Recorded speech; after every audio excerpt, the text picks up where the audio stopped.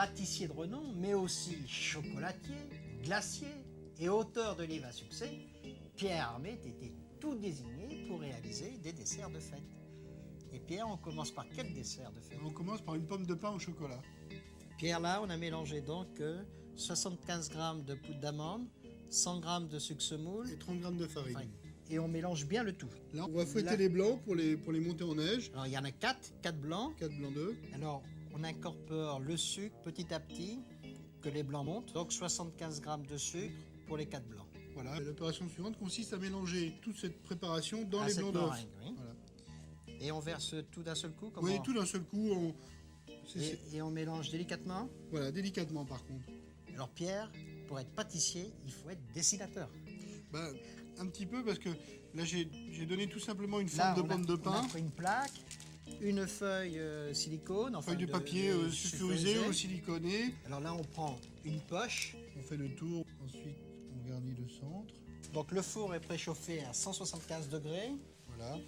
Et On le glisse. on cuit pour 20 minutes. Pierre, donc là, on a porté le lait à bouillir. Il y a combien? Il y a 190 g de lait et on le verse sur le chocolat. 330 g de chocolat. Voilà, donc là il y a presque plus de morceaux de chocolat. On va ajouter 280 g de beurre.